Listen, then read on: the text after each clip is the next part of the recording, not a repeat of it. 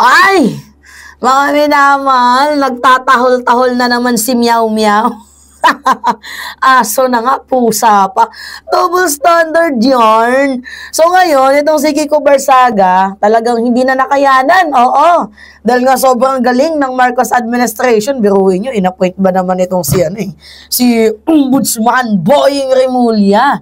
Syempre, mukhang natatakot ba na masapul ang kanyang pamilya, or else ang kanyang amo na sinusuportahan na di umano, binabayaran daw tong Meow-Meow na to para magtatahol-tahol, 'di ba? So ngayon, dahil nga po in-appoint bilang panibagong ombudsman, ito nga pong si Boying Remulla, abay galit na galit ang lolo ninyo.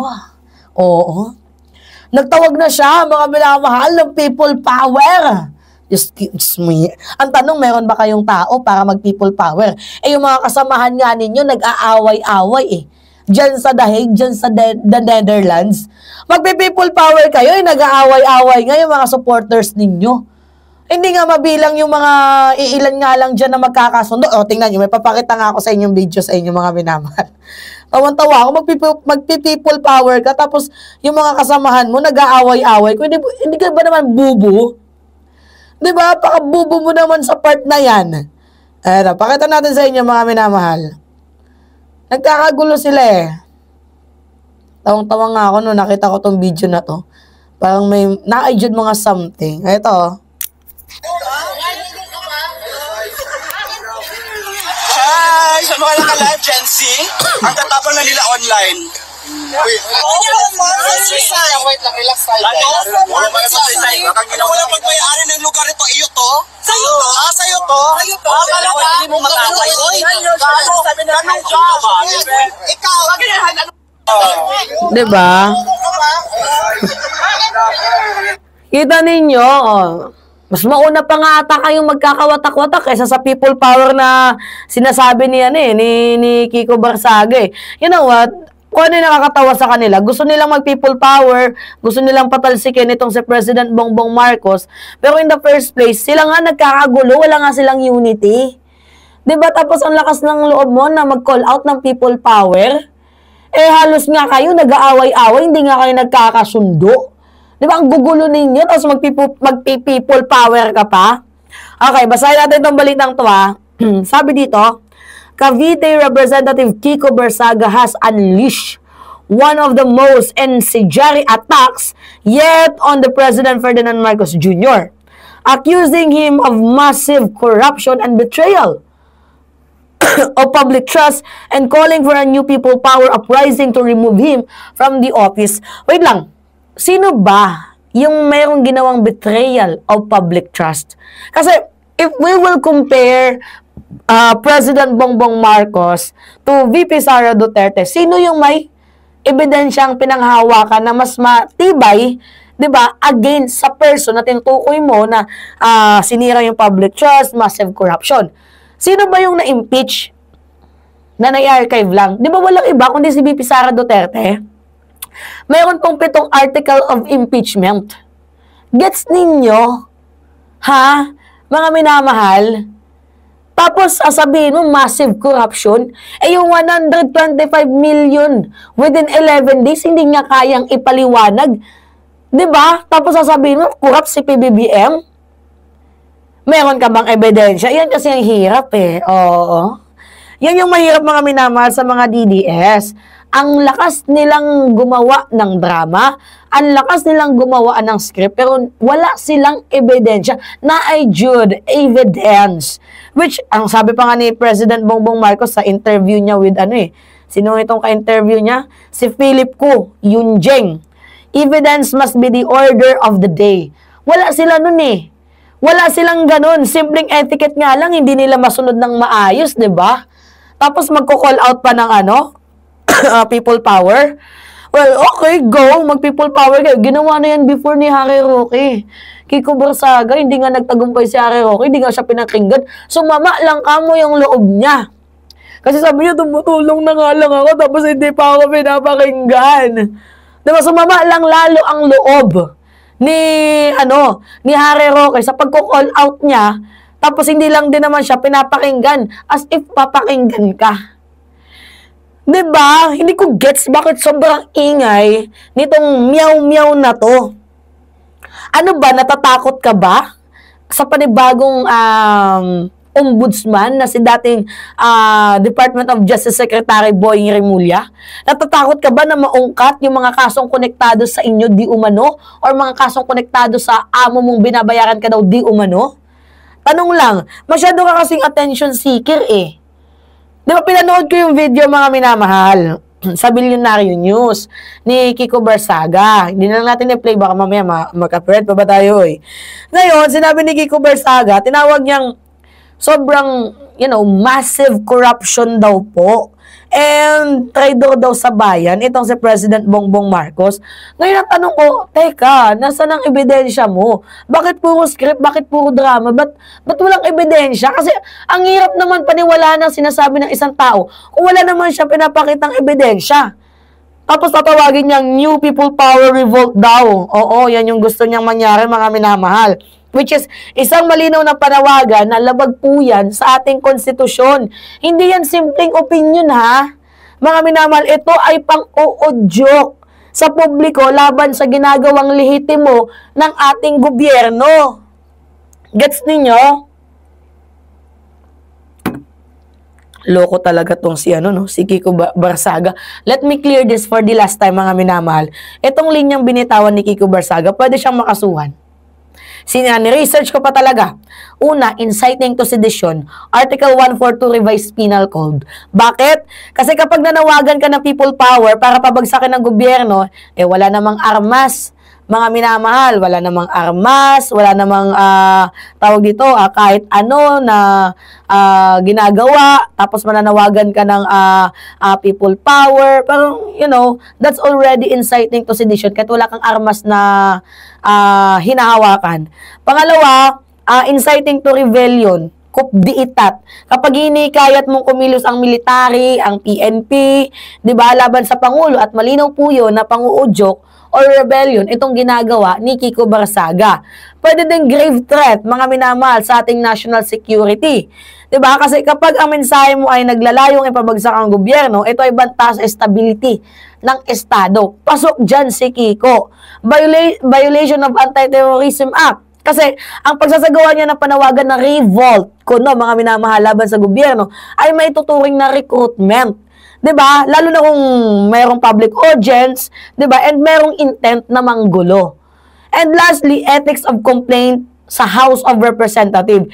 Sa isa siyang sitting congressman na nananawagan ng people power laban sa kasalukuyang pangulo. That's a gross misconduct, disorderly behavior, and violation of oath of the office. Nag-oath ka pa nga, demonyo ka, oo. Tapos, ganyan lang din yung kino-call out mo. Kaya tanong ko, bakit ngayon ka lang kasi kumuda? Bakit ngayon ka lang kasi nag-ingay? Ba't ngayon ka lang nananawagan ng people power? Kung noon mo pa man pala nakikita na meron na palang corrupt na nangyayari. 'Di ba ano yan? Para sumabay ka lang sa usap-usapan? 'Di ba? Mag-viral-viral ba? Kasi negative or positive is still publicity, mga minamahal. Kasi gusto kasi viral ngayon si new Ombudsman Boying Remulla. I don't know kung natatakot lang siya ng maupo dahil baka magtuloy-tuloy ang investigasyon sa mga flood control anomalies, ghost project, at sa mga nakaraang katiwalian. I don't know lang kung yan yung kinakatakot niya. And alam naman, ang mga katulad ni Kiko Barsaga na baka madamay ang kanilang mga padrino or baka kanilang mga kamag-anak. Kaya ang ginagawa niya ngayon is diversionary tactics, which is halata sa Bisaya, pag giabati na gadman daw. Uy, sino mga taga-waray dyan? Yan, giaabati na ang implano. Oo, maupay kung waray kami pakasilip sa implano. Uy, giabati na, diba? Giabati ka na kung nanim karigsignin.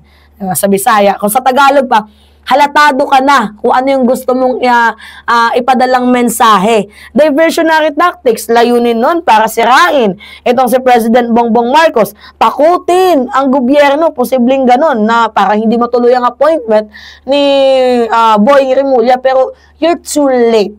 Na-appoint na siya bilang bilang new ombudsman ng bansang Pilipinas. And again, uulitin ko, fix na po ang kanyang kalagayan. 7 years, not unless kung siya po ay ma-impeach. Diba?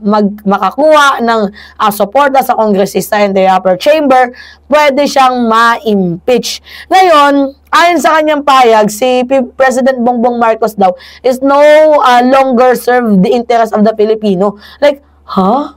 No longer serve for the interest of the Filipino people. Pero tingnan ninyo, anong ginagawa ni President Bongbong Marcos? Di ba tuloy ang flood control clean-up na kanyang ginagawa? Tuloy ang investigasyon ng Department of Justice sa anomalya ng DPWH. And to be honest, mga minamahal, nakikita naman natin yung delivery ng kanyang pagiging public servants na kahit binabati ko siya, tuloy-tuloy pa rin ang kanyang ginagawa na trabaho. While itong si Kiko Barsaga, puro lang press release, di ba, puro lang speech, wala namang batas o proyekto na nagawa siyang ikaw-unlad or ikaganda ng mamamayang Pilipino. Kaya nga, ito yung pinaka-number 1 na tanong ko sa inyo, mga minamahal. Kung wala ka namang ginawa mabuti, bakit kailangan mong sirain ang mga taong gumagawa naman na mabuti? Di ba? Wala ka bang utak? Tanong lang, di ba, habang binabato mo ng walang mga konkretong ebidensya, itong si President Bongbong Marcos, nakakabilib din si PBBM, nananatiling kalmado. Oo, kaya tingnan niyo sa kanyang recent podcast, sinabi niya, evidence must be the order of the day. Ibig sabihin, kung may kaso, edi mga minamahal, ilabas mo, resibo mo. Kung wala, tigil-tigilan mo kami sa drama mo, oy. Oo, you are barking in the wrong tree. At itong si Justice Secretary Boy Rimulya, nakikita naman natin na talagang tuloy ang kanyang ginagawang trabaho sa pag-imbestiga, pagpapatupad ng reforma, and handa siyang panagutan ang kahit na sino man. Papanagot ang kahit na sino man, mataas man o mababa. Di ba, mga minamahal? And siguro, I think, yan ang kinakatakutan ngayon ni Meow Meow. Di ba? Kaya ang daming sinasabi nitong si Meow Meow. Di ba? Hinahanap ko nga itong video na podcast ni President Bongbong Marcos Nasa ba yung podcast ni BBBM? Oy, hinahanap ko yung podcast ni President Bongbong Marcos. Eto. Tingnan ninyo. May papanood ako. Saglit lang, mga minamahal. Okay. The opportunity and the privilege to have him as a guest here in the sit-down of Manila Bulletin. Not at all. It's a pleasure. Okay, so first question I wanted to throw at you, Mr. President, is, we've had all these natural disasters over the last couple of weeks, no? Cebu, Northern Cebu, Samar, and then the week before, the typhoon in Masbate. Yeah. It seems we're very disaster prone, no? And this year has been like a Pandora's box in terms of natural disasters. Yeah. How would you assess the Philippines, or what grade would you give us in terms of disaster preparedness and in terms of resilience? In government, the best that we can do is really to be prepared as we can possibly be, and move very, very quickly. Yeah. And just always, it's very simple for me. I'm motivated by the fact, think of the children that are in distress now. What do they need? What do we have to do? You cannot wait. Don't do it later. Do it now. Do it now. Do it now. And I think the challenge with almost all disasters, especially globally, is that the moment they get shunted out of the headlines or the news, it's what's happening there, and that there are people still suffering and still trying to recover. No? Well, that's why that's what I want to avoid. And that's why I made it very clear when I went to both Masbate and to Cebu. I said, this is not a one-time thing. Yeah. We're here. We're going to stay here until everyone is more or less in a stable condition. The difference between, for example, a storm, a typhoon, like what happened in Masbate, and an earthquake that happened in Cebu. In Bogo City. Yeah. Pag bagyo, you can always say preemptive evacuation, dalhin nyo sa evacuation center. Yeah. However, after an earthquake, the main damage is infrastructure, is structure. Pagdating ng lindol, sasabihin, dalhin natin sa evacuation center. Hindi tayo nakakasiguro sa evacuation center. We have to get the engineers to come in, to inspect and see. And as a natural reaction, the people do not want to be in concrete buildings. Baka mag-aftershock. So natatakot sila. So they prefer to stay out. We've I got the reports that in Cebu, the 10 cities are starting to go up with the help of Dick Gordon and the Red Cross, they've been very, very, very helpful. If you don't mind, would Anyway, mga minamahal, that is episode 5, part 1 ng kay President Bongbong Marcos podcast on how he handled the calamity, the aftershocks, everything that happens, the disasters happens in our country. Which is, you know, sobrang bilis ng response. Tingnan nyo yung PCSO. Diba?